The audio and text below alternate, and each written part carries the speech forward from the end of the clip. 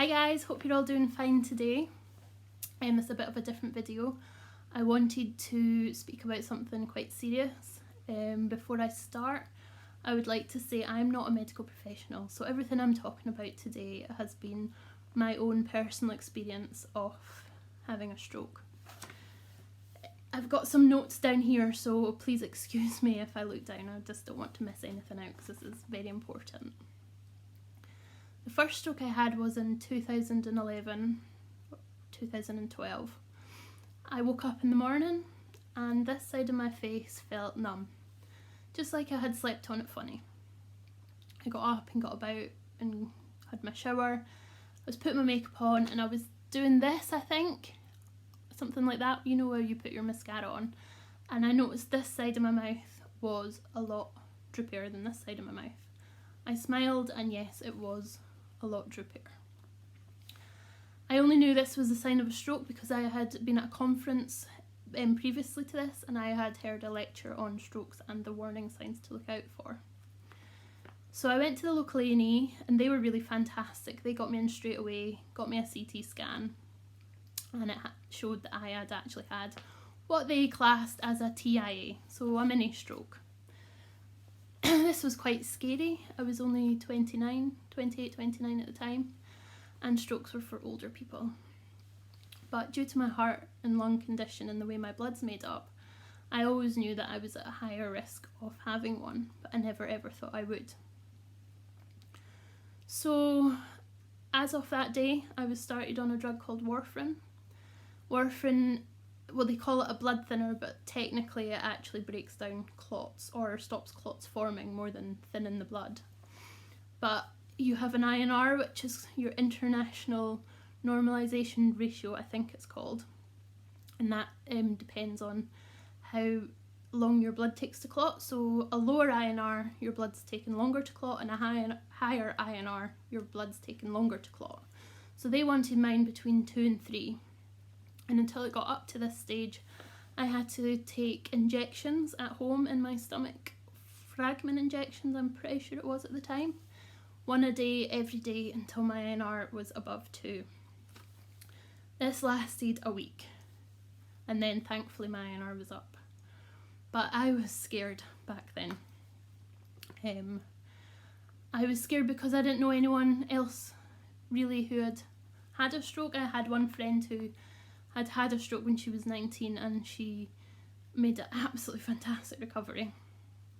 But yeah, it was scary, and it was scary to have to start a new drug that, you know, with warfarin, it interacts with everything you do. So to keep your INR in balance, you've got to be really careful. So that was my first stroke. Started on the warfarin, everything was fine, I got on with it fine, back to normal life. Then this year, in April, when I had that big bleed, we stopped the warfarin to give my bleed a chance to heal. And in the hospital, I was in high dependency, and it was the first day I'd actually got up out of the bed. I was sitting in my chair, they'd plugged me in for all my antibiotics, and my hand literally went like that, and I couldn't move it, or my arm felt really heavy, and I had this pressure at the back of my head. So I buzzed my buzzer and the nurse came over, got me on the bed, and maybe like 15 minutes later it had passed, and they had come round and done all the like squeezing hands, pushy pulley tests, and that was all fine. So they just clocked it up as a sort of funny turn. Then I've been kept off the warfarin, and last month I woke up in the morning. I seem to have these during the night actually. But this arm, opposite side, it was like a jelly arm. I'd go to touch my nose and it would be like this. I couldn't do anything with it. And the leg on that side was slightly weak as well. And I knew what had happened.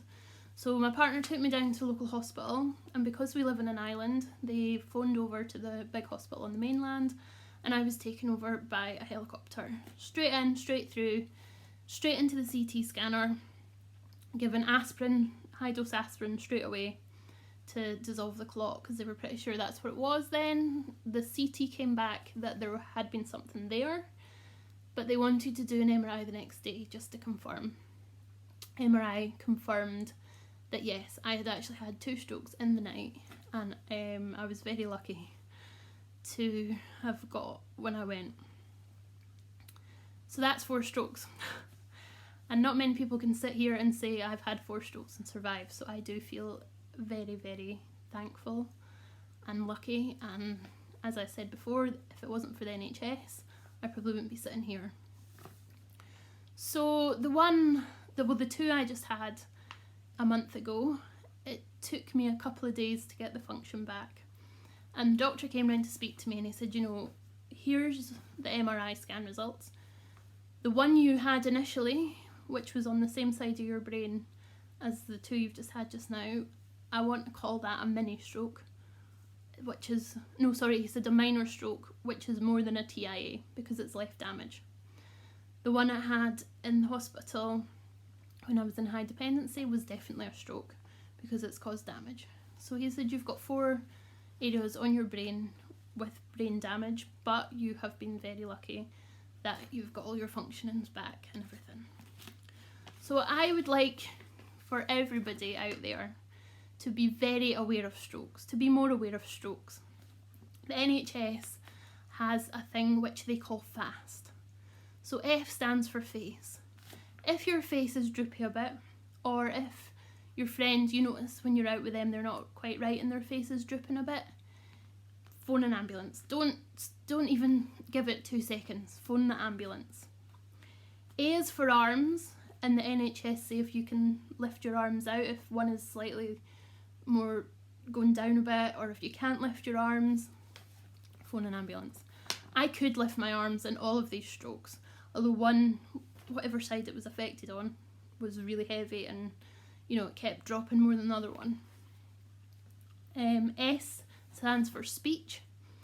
I was so thankful not to lose my speech, but on the stroke ward I got speaking to quite a few people who had obviously had a stroke, and a lot of them said that was the first thing they had. They went to say a sentence and out came gobbledygook, or one man was at work and he thought he was saying what he thought he was saying and his co-worker was like, what?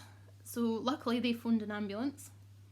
So if your speech, your friend, partner, anybody's speech goes like that, honestly, don't give it 2 thoughts. Phone that ambulance and get help. And the last one is time. If you're having a stroke, whether it be a bleed or a clot, time is of the essence. I think they say with a clot you've got 3 hours maximum. Don't quote me on this because, as I say, I'm not a medical professional, but I think I remember getting told this in the hospital. 3 hours for the treatment. If it's over the 3 hours, I can't treat you and you're going to have complete brain damage, and whatever your symptoms are you've gone in with, you're stuck with them. So time, fast. And I can't reiterate that anymore. It was scary having strokes. I'm not going to lie. I was pretty scared each and every time. But I knew I had done everything and I was in the right place, and there was nothing more I could or couldn't have done, because strokes don't discriminate.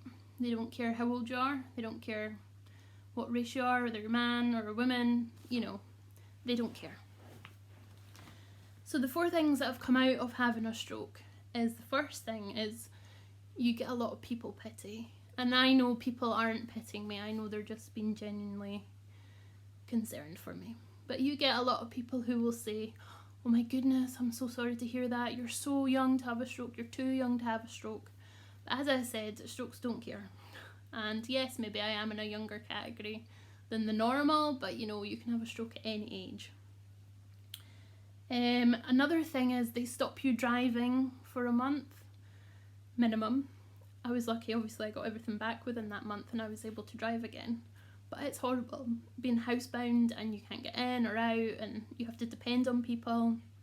And I think that's the bit I struggled with the most, because I don't know many people here, and there was not a lot of help, and I had to really ask for it to get the district nurse teams out to come and check my blood and stuff. And yeah, that was hard.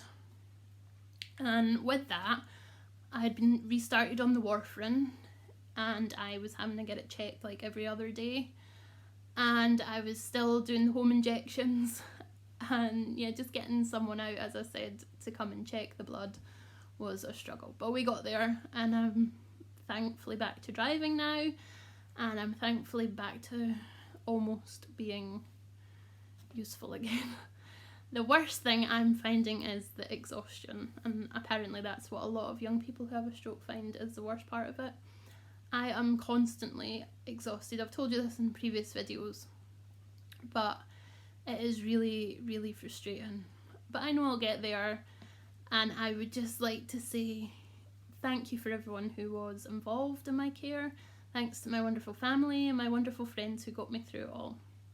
And if you've liked this video, I would like you to give me a thumbs up. That would mean a great deal to me. Also, if you would like to hear more, let me know, just let me know what your thoughts are. And if you would like to hear more videos like this in the future, hit the subscribe button. I don't want this channel to be all doom and gloom about illness, but it is a part of me. It does semi-define me. So I will be talking about it and sharing with you. So yeah, I hope you've enjoyed this video, and I hope it's helped you. I hope it might help someone you know, and yeah, have a good day guys. Bye.